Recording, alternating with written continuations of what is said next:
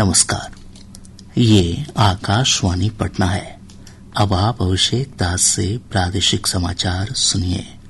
पहले मुख्य समाचार।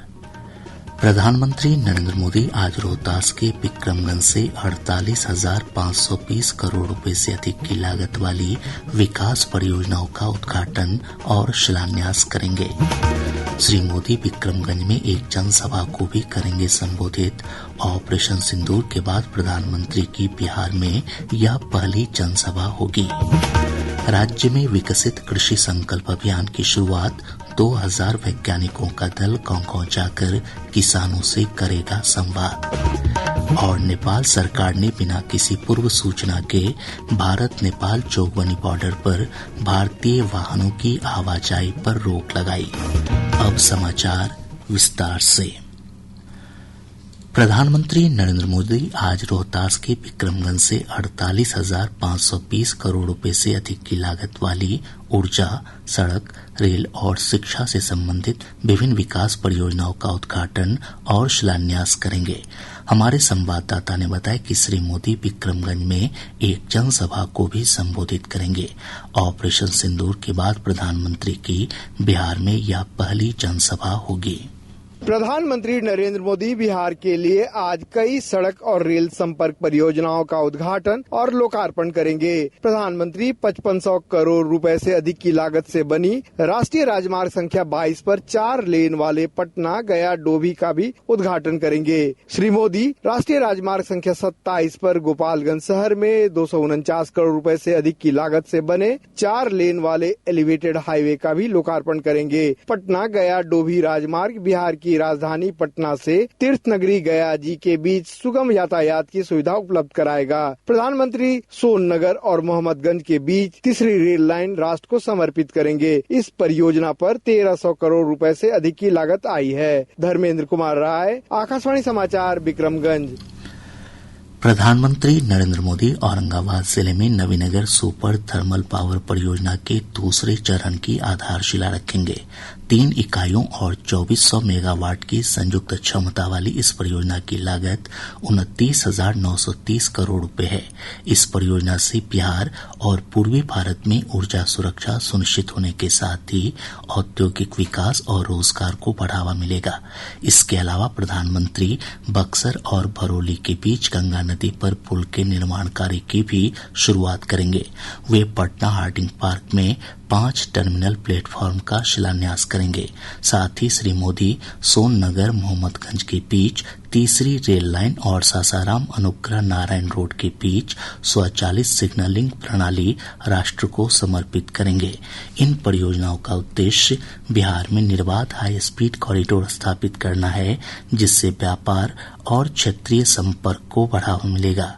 प्रधानमंत्री जहानाबाद स्थित पीएम श्री नवोदय विद्यालय में 192 बेड वाले छात्रावास और स्टाफ क्वार्टर का भी उद्घाटन करेंगे। इधर कल पटना पहुंचने के बाद श्री मोदी ने जयप्रकाश नारायण अंतर्राष्ट्रीय हवाई अड्डे के नए टर्मिनल भवन का उद्घाटन किया। उन्होंने बिहटा एयरपोर्ट के सिविल इनक्लेव की आधारशिला भी रखी। बाद में प्रधानमंत्री ने पटना एयरपोर्ट से भाजपा कार्यालय के बीच एक भव्य रोड शो किया। रोड शो के बाद श्री मोदी ने भाजपा प्रदेश मुख्यालय में पार्टी के वरिष्ठ नेताओं के साथ एक महत्वपूर्ण बैठक की। श्री मोदी ने विधानसभा चुनाव को देखते हुए नेताओं और कार्यकर्ताओं को संगठन को बूथ स्तर तक मजबूत करने की सलाह दी। प्रधानमंत्री ने कार्यकर्ताओं से स्थानीय मुद्दों को समझने और आम लोगों के साथ सीधा संवाद बढ़ाने पर बल दिया। उप मुख्यमंत्री सह कृषि मंत्री विजय कुमार सिन्हा ने कल पटना में विकसित कृषि संकल्प अभियान की शुरुआत की। इस अभियान का उद्देश्य कृषि वैज्ञानिकों और किसानों के बीच सीधा संवाद स्थापित करना है।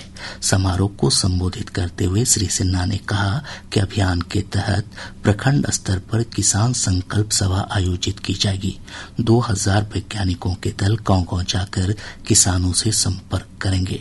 ये दल किसानों को नई कृषि तकनीकों, सरकारी योजनाओं और अनुदान की जानकारी देंगे। भारत नेपाल जोगबनी बॉर्डर पर नेपाल सरकार की ओर से बिना किसी पूर्व सूचना के भारतीय वाहनों की आवाजाही पर रोक लगा दी गई है। ब्यौरा हमारी संवाददाता से। जोगबनी बॉर्डर पर भारतीय वाहनों की आवाजाही पर रोक लगाए जाने से सीमा पर जाम की स्थिति बन गई है। इससे लोगों को काफी परेशानियों का सामना करना पड़ रहा है। बताया जा रहा है कि यह प्रतिबंध नेपाल सरकार की ओर से आर्थिक बजट सत्र के चलते लगाया गया है। नेपाल प्रशासन की ओर से यह कार्रवाई सीमा पर स्थित भंसार और सुविधा कार्यालय के निर्देश पर की गई है। इस बीच एसएसबी की 56वीं बटालियन के सेनानायक सुरेंद्र विक्रम ने बताया कि भारत की ओर से किसी वाहन को नहीं रोका जा रहा है, केवल जांच प्रक्रिया चल रही है। वहीं पूर्णिया रेंज के डीआईजी प्रमोद कुमार मंडल ने कहा कि यह निर्णय पूरी तरह नेपाल सरकार का है। प्रशासन स्थिति पर नजर बनाए हुए है। आकाशवाणी समाचार के लिए अररिया से गौतम सिंह सहगल की रिपोर्ट के साथ समाचार कक्ष से मैं डॉक्टर सविता पारीक। दिल्ली की राउज एवेन्यू अदालत ने भारतीय रेलवे खानपान और पर्यटन निगम आईआरसीटीसी होटल भ्रष्टाचार मामले में आरोप तय करने पर फैसला सुरक्षित रख लिया है। इस मामले में राजद अध्यक्ष और तत्कालीन रेल मंत्री लालू प्रसाद, उनकी पत्नी राबड़ी देवी, बेटा तेजस्वी प्रसाद यादव और अन्य आरोपी हैं। मामले की अगली सुनवाई 23 जुलाई को होगी। इस बीच राजद अध्यक्ष ने नौकरी के बदले जमीन घोटाला मामले में सीबीआई की ओर से दर्ज प्राथमिकी और आरोप पत्र को रद्द करने के लिए दिल्ली उच्च न्यायालय में याचिका दायर की है। राज्य सरकार ने बिहार राज्य अल्पसंख्यक आयोग को पुनर्गठित किया है। जदयू के पूर्व सांसद गुलाम रसूल बलियावी आयोग के अध्यक्ष बनाए गए हैं। वहीं पटना सिटी निवासी लखविंदर सिंह तथा गया के मौलाना उमर नूरानी को उपाध्यक्ष मनोनीत किया गया है। आयोग में एक अध्यक्ष, 2 उपाध्यक्ष और 8 सदस्य बनाए गए हैं। अल्पसंख्यक कल्याण विभाग ने आयोग के पुनर्गठन को लेकर अधिसूचना जारी कर दी है। मुख्यमंत्री नीतीश कुमार ने महात्मा गांधी सेतु और इसके समानांतर निर्माणाधीन 4 लेन पुल को भी जेपी गंगा पथ से जोड़ने का निर्देश दिया है। कल पटना में निर्माण कार्यों के निरीक्षण के दौरान श्री कुमार ने इस संबंध में अधिकारियों को तत्काल आवश्यक कार्रवाई करने को कहा। प्रादेशिक समाचार आप आकाशवाणी पटना से सुन रहे हैं। ताज़ा समाचारों के लिए आप हमारे x handle AIR News _Patna पर जा सकते हैं। मौसम विभाग ने आज अररिया, किशनगंज और पूर्णिया जिले में कुछ स्थानों पर भारी बारिश की चेतावनी जारी की है। विभाग ने कहा है कि राज्य के शेष हिस्सों में भी कुछ स्थानों पर तेज हवा के साथ बारिश की संभावना है। वहीं दक्षिण बिहार के जिलों में उमस भरी गर्मी की स्थिति बनी रहेगी। साथ ही न्यूनतम तापमान में 2 से 4 डिग्री सेल्सियस तक की बढ़ोतरी हो सकती है। बिहार ग्राम कचहरी न्यायमित्र के 2436 पदों पर नियोजन के लिए 5 जून को जिला मुख्यालयों में काउंसलिंग आयोजित की जाएगी। काउंसलिंग के दिन ही अंतिम रूप से चयनित अभ्यर्थियों को नियोजन पत्र प्रदान किया जाएगा और उसी दिन उनका योगदान भी स्वीकृत किया जाएगा। प्रसार भारती के पीबी शब्द ने यूट्यूबर्स, पॉडकास्टर्स और वीडियो संपादकों को निःशुल्क सेवाओं के लिए पंजीकरण करने के लिए आमंत्रित किया है। पीबी शब्द कॉपीराइट मुक्त, प्रामाणिक और उपयोग में सुरक्षित सामग्री के लिए एक उत्कृष्ट स्रोत है। शब्द के पास 1500 से अधिक रिपोर्टर, संवाददाता और स्ट्रिंगर्स का एक मजबूत नेटवर्क है। आईपीएल क्रिकेट में रॉयल चैलेंजर्स बेंगलुरु ने पंजाब किंग्स को 8 विकेट से हराकर फाइनल में प्रवेश कर लिया है। चंडीगढ़ में कल रात खेले गए मैच में पहले बल्लेबाजी करते हुए पंजाब किंग्स ने 101 रन बनाए। जवाब में बेंगलुरु की टीम ने मात्र 10 ओवर में 2 विकेट के नुकसान पर लक्ष्य हासिल कर लिया। अब सबकी निगाहें आज शाम चंडीगढ़ में होने वाले गुजरात टाइटंस और मुंबई इंडियंस के बीच मुकाबले पर टिकी हुई हैं। इस मैच का विजेता 1 जून को दूसरे क्वालीफायर मैच में पंजाब किंग्स से भिड़ेगा। दूसरे क्वालीफायर की विजेता टीम का सामना 3 जून को फाइनल में रॉयल चैलेंजर्स बेंगलुरु से होगा। हॉकी एसोसिएशन ऑफ बिहार के तत्वावधान में सब जूनियर बालक और बालिका हॉकी स्टेट चैंपियनशिप का आयोजन राजगीर में 6 से 8 जून के बीच होगा। प्रतियोगिता में 18 टीमें भाग लेंगी।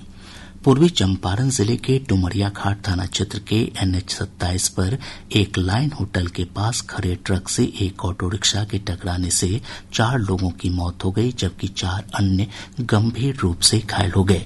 इधर औरंगाबाद जिले के पाड़ुन थाना क्षेत्र के बरवाडी पेट्रोल पंप के पास एक तेज रफ्तार ट्रक की चपेट में आने से मोटरसाइकिल सवार 2 युवकों की मौत हो गई। वहीं बक्सर नगर थाना क्षेत्र के ज्योति प्रकाश चौक के पास ट्रक की चपेट में आने से एक वृद्ध की मौत हो गई। और अब जिलों से प्राप्त संक्षिप्त समाचार। मधेपुरा जिले के कमरिया थाना क्षेत्र के बेल्ही गांव में परवाने नदी में नहाने के दौरान डूबने से 3 बच्चियों की मौत हो गई। अररिया की एक अदालत ने मादक पदार्थ अधिनियम की विभिन्न धाराओं के तहत 2 दोषियों को 14-14 वर्ष कठोर कारावास और 2-2 लाख रुपए जुर्माने की सजा सुनाई है। एक दोषी नेपाल का नागरिक है। पटना के बुद्धा कॉलोनी थाना क्षेत्र से पुलिस ने एक सिपाही और उसके दोस्त को शराब के नशे में गिरफ्तार किया है। वाल्मीकिनगर टाइगर रिजर्व के मंगोराहा वन क्षेत्र के भिखना ठोड़ी के पास 2 बाघों के बीच हुई लड़ाई में एक बाघ की मौत हो गई। पश्चिम चंपारण जिले के सिकटा की अंचलाधिकारी को घूस देने के प्रयास करने के मामले में पुलिस ने एक व्यक्ति को गिरफ्तार किया है। अब पटना से प्रकाशित प्रमुख समाचार पत्रों की सुर्खियां। आज के सभी समाचार पत्रों ने प्रधानमंत्री नरेंद्र मोदी के बिहार आगमन से जुड़ी खबरों को प्रमुखता से प्रकाशित किया है। हिन्दुस्तान लिखता है, पीएम का रोड शो में तिरंगों से स्वागत। दैनिक जागरण ने इसी खबर को सुर्खी बनाते हुए लिखा है, पीएम ने पटना एयरपोर्ट का किया उद्घाटन, बिहटा हवाई अड्डे की रखी आधारशिला।